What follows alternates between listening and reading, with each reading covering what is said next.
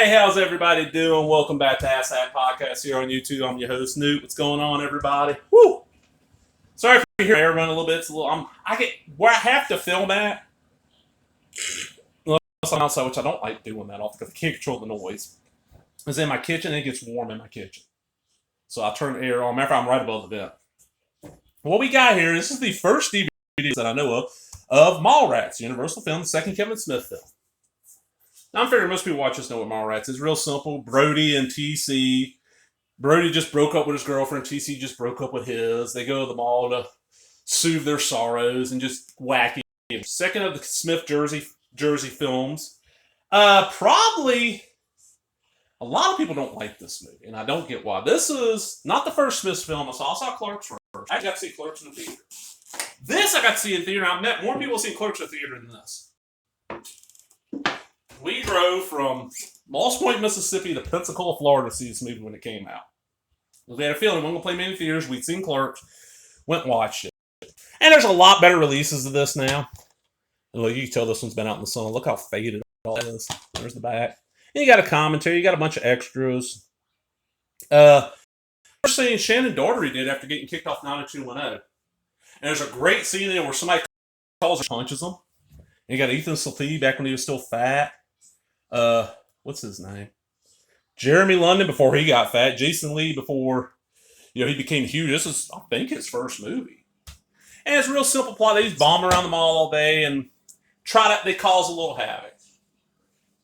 Love this movie to death. Not my favorite Smith film. I still say that Clerks 1 is probably, the first Clerks film is probably my favorite of his. And this will be in my top 4. I really do enjoy this movie. Well, let's see what else we got in the case here. We got DVD. And I already own this. I picked this up because I found this for next to nothing, and I knew I could probably resell it.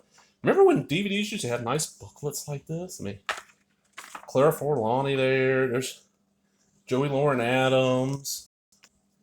Priscilla Barnes, I think's their name. Where's the Rooker? There's the Rooker, Michael Rook. Most people know him as Merle from Walking Dead. I know him as Henry Portrait, production notes, all that stuff. Suzanne, first friend Suzanne. And the comic book connection, this is their thing. You got Stan Lee in it. They go to a comic shop, it's a comic book movie, and you never really realize, oh, Smith's a huge comic dork. And then you find out, he sold his entire collection to make Clark. Like, man, that had to kill him. If that movie had not done good, and he had not become the multi-millionaire he is, he'd been like, man, I lost all my comics for this movie. It would have hurt. Because I can imagine selling I would hate. I've never lost my entire collection. I've lost pieces. I can imagine how bad it'd be if he sold it all. But man, fucking Mallrats.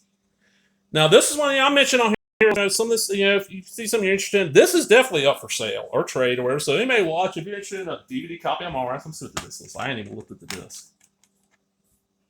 Okay, just needs a lean in. That's good. It's in good shape. I don't know what this goes for now.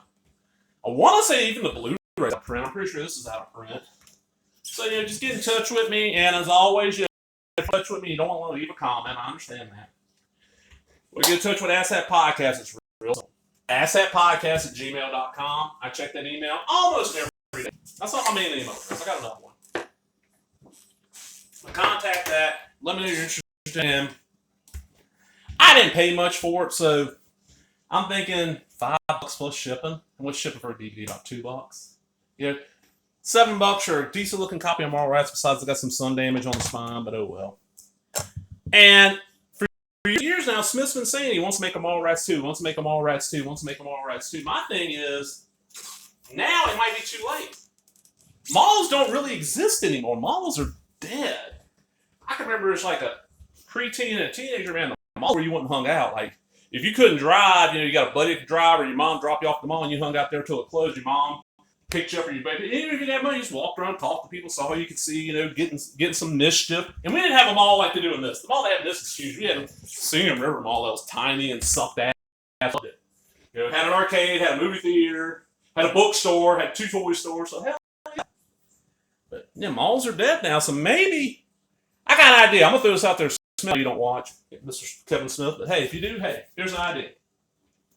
Brody takes all the money he made from hosting Tonight Show, says fuck showbiz, and goes and buys the mall from this movie and is trying to revitalize it. And that's the whole plot. He's trying to bring the mall back. He's trying to attract the teenagers back until he realizes no clue what teenagers are into, and he's just an old man.